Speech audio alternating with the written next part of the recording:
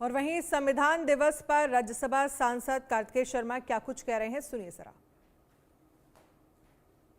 का मार्गदर्शन करते हैं। मैं आप सभी से प्रार्थना करता हूं कि हम अपने संविधान के मूल्यों को न केवल समझें बल्कि उन्हें अपने दैनिक जीवन में भी उतारें। न्याय, स्वतंत्रता, समानता ये सिर्फ शब्द नहीं है, ये हमारे जीवन के मार्गदर्शन सिद्धांत हैं। बाबा साहब ने कहा था कि मैं समझता हूं कि संविधान चाहे जितना ही अच्छा हो, वह बुरा साबित हो सकता है यदि उसका अनुसरण करने वाले लोग बुरे हों। तो ये हम पे डिपेंड करता है कि हम संविधान को आगे बढ़ाने का काम कैसे कर रहे हैं। ये संविधान की महानता है जिसके कारण बुरी मंशा रखकर इमरजेंसी के समय इसकी हत्या का प्रयास करने वाले भी अंत में असफल रहे और हर मुश्किल घड़ी में इसी संविधान ने देश को मार्गदर्शन देने के साथ साथ देश को एक सुयोजित ढंग से प्रेरित करते हुए आगे बढ़ने का रास्ता भी दिखाया। इसी संदर्भ में हमें वर्तमान की सरकार के कीर्तिमान कार्यों का भी संज्ञान लेना चाहिए। देश के यशस्वी प्रधानमंत्री श्री नरेंद्र मोदी जी के कुशल नेतृत्व में दोनों केंद्र और हरियाणा राज्य में सभी कार्य एक संविधान के तहत प्रगति के रास्ते पर बढ़ रहे हैं। इसी सरकार ने संविधान की सिद्धि के अनुसार हमारे 80 करोड़ देशवासियों को निःशुल्क राशन एवं विपदा के समय वैक्सीन, जो वैश्विक महामारी हमने अभी हाल ही में कोरोना काल में देखी, उसका निर्माण भी करने का हमें हौसला और हिम्मत दी।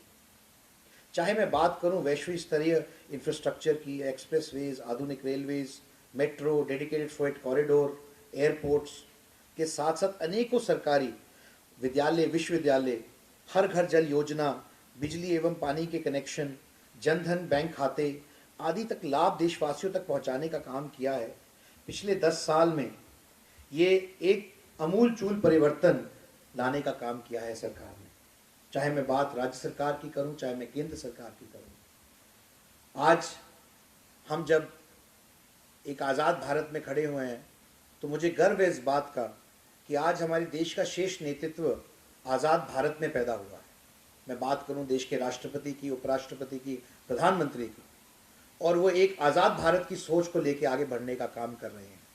आज जब हम 75 साल पूरा कर रहे हैं इस पावन दिन पे, तो आज हम बात इसी की करना चाहते हैं कि जब भारत 100 साल का होगा, आज से 25 साल बाद, तो भारत एक विकसित राष्ट्र के तौर पर किस तरीके से काबिज हो सकता है, किस तरीके से एक विकसित देश के हिसाब से दुनिया में अपनी पैठ बना सकता है, ताकि पंक्ति में खड़े आखिरी व्यक्ति तक सरकार की नीतियों का फायदा पहुंच सके। ये प्रयास लेकर हमारा देश का शीर्ष नेतृत्व आज आगे बढ़ रहा है।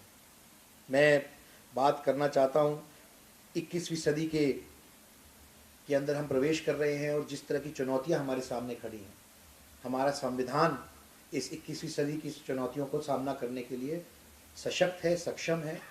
और हमारे संविधान के रचयिताओं ने शायद इसीलिए हमारे संविधान को इस तरह से लचीला बनाया था कि चाहे वो तकनीकीकरण की बात हो, चाहे वो ग्लोबलाइजेशन की बात हो, चाहे वो ऐसी चीज़ें हों जिनका कहीं ना कहीं आकलन करना या उनके बारे में सोचना उस वक़्त संभव नहीं होता, लेकिन फिर भी उन्होंने संवैधानिक ढांचे को इस तरीके से तराशने का काम किया कि जो भी दिक्कतें आएँ, जो भी समस्याएं आएँ, जो भी एवोल्यूशन आए, उसके तहत हमारा संविधान बदल सके, इवॉल्व हो सके और आने वाली चुनौतियों का सामना कर सके।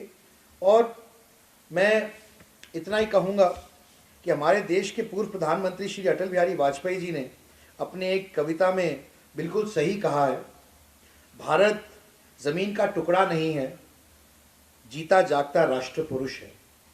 हिमालय मस्तक है, कश्मीर किरीट है, पंजाब और बंगाल दो विशाल कंधे हैं, पूर्व और पश्चिम घाट दो विशाल जांगे हैं, और कन्याकुमारी इसके चरण हैं, सागर इसका पग पखारा है।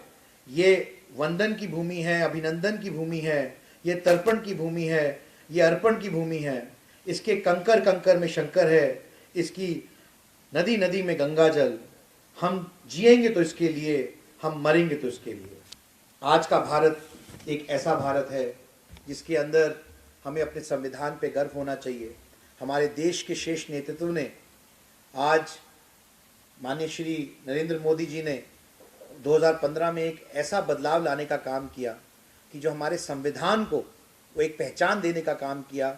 इस दिन 26 नवंबर के दिन को